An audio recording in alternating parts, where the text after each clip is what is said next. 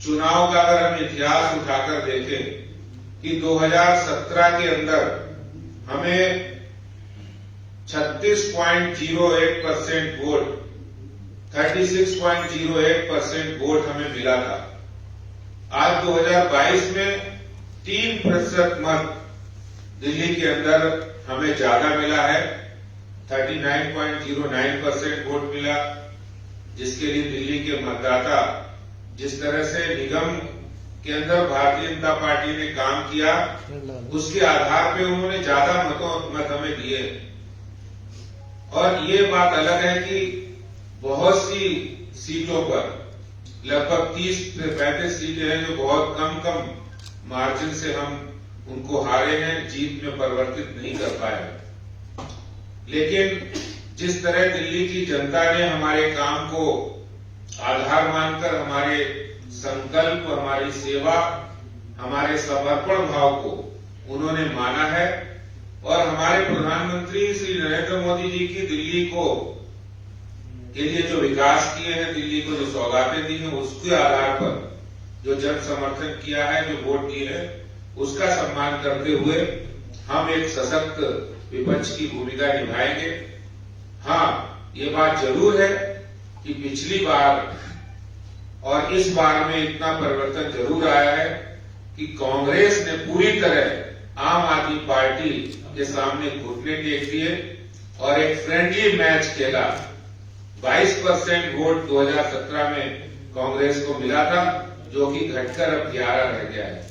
पूरी तरह से आम आदमी पार्टी के समर्थन में उन्होंने कैंडिडेट्स उतारे और उसका परिणाम आपको सबको देखने को मिला। इतना सब कांग्रेस और आम आदमी पार्टी एक हो गई, उसके बावजूद भी भारतीय जनता पार्टी, जो दिल्ली के मुख्यमंत्री ये कह रहे थे कि हम 20 सीटों पर समेट देंगे, 20 सीटें से ज्यादा नहीं आएंगी और हमारी 220 सीटें आएंगी। अब वो चिट्ठी लिखकर दे रहे थे कि मैं लिखकर दे रहा हूं, तो मैं अरविंद केजरीवाल जी और आम आदमी पार्टी के नेताओं से कहना चाहता हूं, आपके सामने है 104 सीटें भी आई हैं। दिल्ली की जनता ने पहले से ज्यादा वोट शेयर भी दिया है। और एक बात और है कि पिछली बार जब विधानसभा चुनाव हुए थे तो आम आदमी पार्टी को 50% से ज्यादा वोट मिला था, जो कि घटकर 42% रह गई। सिर्फ 2% के अंतर से वो इतनी सीटें जीते हैं। और जिस तरह से हमारे कार्यकर्ताओं ने मेहनत की, एक टीम वर्क के साथ काम किया और हमारे राष्ट्रीय अध्यक्ष माननीय जेपी नड्डा जी के जो आह्वान था, जो उनका जो निर्देश थे, उसके आधार पे भारतीय जनता पार्टी के कार्यकर्ताओं ने एकजुट होकर काम किया, टीम वर्क में काम किया। मैं उन सभी कार्यकर्ताओं को भी बहुत धन्यवाद करता हूं और उनको मैं ये बताना चाहता हूं कि जो हमारे कार्यकर्ता निगम पार्षद नहीं बन पाए, वो इस आधार पे एक विपक्ष की भूमिका अपने इलाके में निभाएंगे। और जिस तरह से आम आदमी पार्टी ने टिकटों को बेचकर जो प्रत्याशी बनाए थे, और उन प्रत्याशियों से हम क्या आशा कर सकते हैं, जो 80 लाख से लेके 2.5 करोड़ रुपए देकर खरीद कर पार्षद बनकर आए हैं, उनको भी एक्सपोज करना, उनके लूट और भ्रष्टाचार पर नजर रखना, ये भी भारतीय जनता पार्टी के कार्यकर्ता इस भूमिका को निभाएंगे। हमारे जो पार्षद के चुनाव प्रत्याशी हार गए हैं, भारतीय जनता पार्टी ने उन सभी से कहा है कि हम चुनाव हारे हैं, हिम्मत नहीं हारे हैं, हम विपक्ष की भूमिका अदा करेंगे।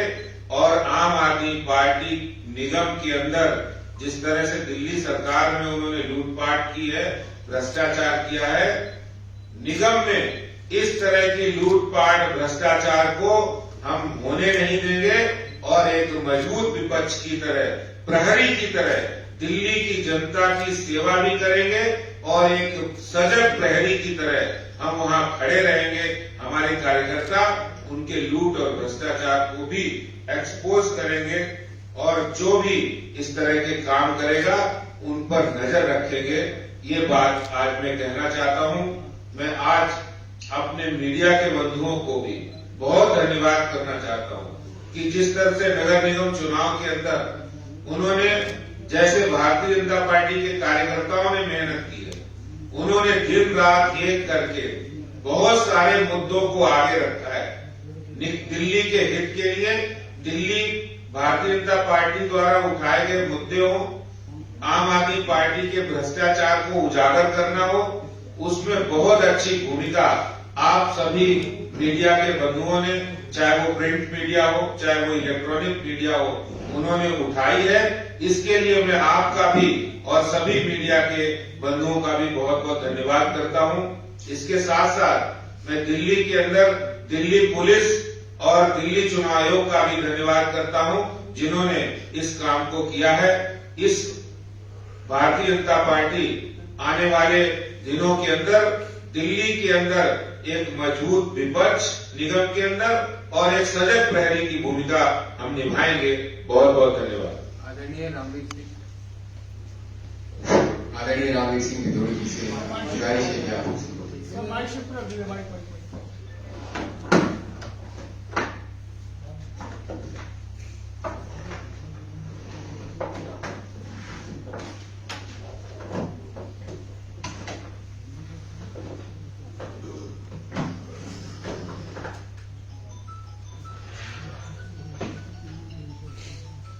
दिल्ली प्रदेश भारतीय जनता पार्टी के अध्यक्ष आदरणीय श्री राजेश गुप्ता जी, राजेश शेखावत जी, यासिर बेगमी साहब, मीडिया के सभी सामान्य साथियों, आप सभी को मेरा नमस्कार। मैं केवल इतना कहना चाहता हूं, जिसकी चर्चा अध्यक्ष जी ने भी की है। अरविंद केजरीवाल नगर निगम के चुनाव से पहले भारतीय जनता पार्टी को एक चुनौती दे रहे थे कि आम आदमी पार्टी नगर निगम में 230 सीटें जीतेगी। भारतीय जनता पार्टी दिल्ली के मतदाताओं के आशीर्वाद से 104 सीटें जीत पाई। लगभग 28 सीटों पर हम बहुत ही कम माध्यम से चुनाव हार गए। दूसरी बात, अरविंद केजरीवाल की ओर से ये कहा गया है कि हमें देश के प्रधानमंत्री श्री नरेंद्र मोदी जी का आशीर्वाद चाहिए। श्री नरेंद्र मोदी जी आशीर्वाद देने में पिक एंड चूज नहीं करते हैं। यदि अरविंद केजरीवाल श्री नरेंद्र मोदी जी के द्वारा उन राज्यों को जहां हमारी पार्टी की सरकार नहीं है, उन राज्य सरकारों को भी आशीर्वाद मिलता है, लेकिन दिल्ली में तो प्रधानमंत्री जी का आशीर्वाद ग्रहण करते ही नहीं। अब मैं उनसे पूछना चाहता हूं, एक तरफ वो आशीर्वाद मांग रहे हैं, मैं पूछना चाहता हूं कि दिल्ली के अंदर आपने प्रधानमंत्री आयुष्मान भारत योजना क्यों नहीं अभी तक लागू की?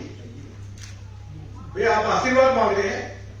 अगर वो योजना लागू हो जाए तो 5 लाख रुपए तक का मुफ्त इलाज दिल्ली के लोगों को मोदी जी की सरकार की ओर से उपलब्ध होगा। दूसरी बात मैं ये कह रहा हूं कि प्रधानमंत्री आवास योजना आपने लागू नहीं होने दी, सभी राज्यों ने लागू कर दी और 4-4 लाख रुपया उस व्यक्ति को मोदी जी की सरकार की ओर से उपलब्ध कराया जाता है जिसके पास पक्का मकान नहीं है। तो आप मोदी जी का आशीर्वाद लीजिए, पहले दोनों योजनाओं को लागू करिए। तीसरी बात मैं ये कहना चाहता हूं कि आपने दिल्ली में कृषि का दर्जा किसान से छीन लिया और कम से कम 6-7 ऐसी योजनाएं हैं जिसमें मोदी जी की सरकार कृषि यंत्रों पर उनको बहुत सारी राहत देती है, सब्सिडी देती है, सिंचाई पर सब्सिडी देती है, या जो किसानों को हर 4 महीने के बाद 2-2 हजार रुपया जो केंद्र सरकार की ओर से दिया जाता है। अब इन सारी केंद्र सरकार की योजनाओं से दिल्ली के किसान वंचित हैं, तो अरविंद केजरीवाल जी प्रधानमंत्री जी का आशीर्वाद क्यों नहीं लेते हैं? प्रधानमंत्री जी ने यदि भाजपा के जहां सरकार है, अगर वहां कोरोना काल में 8 किलो गेहूं 2 किलो चावल मुफ्त दिया है, तो अरविंद केजरीवाल जी दिल्ली में भी प्रधानमंत्री जी ने 8 किलो गेहूं 2 किलो चावल 72 लाख राशन कार्डधारियों को मुफ्त दिया, उसमें कोई भेदभाव नहीं किया है। और जो टीका लगाया गया है कोरोना काल में, वह भी सभी को लगाया गया, उसमें कोई भेदभाव नहीं किया गया है। तो इसलिए आप यदि प्रधानमंत्री जी का आशीर्वाद चाहते हैं, आशीर्वाद मांग रहे हैं, पहले कम से कम इन 3 योजनाओं में का लाभ जरूर आप दिल्ली के लोगों को पहुंचवाइए, उसकी अनुमति आप केंद्र सरकार को दीजिए। और बाकी हमारा जो नगर निगम में जो रोल रहेगा, हम विरोध के लिए विरोध नहीं करेंगे, हमारा रचनात्मक विरोध होगा। ये हम अरविंद केजरीवाल को सबक कर देना चाहते हैं। बहुत बहुत धन्यवाद। यानी आदेश आप लोग निगम में महापौर अपना बनाने की कोशिश नहीं करेंगे, क्योंकि नंबर में कोई लाभ नहीं होगा। माइक शिफ्ट कर लीजिए, एक-एक करके।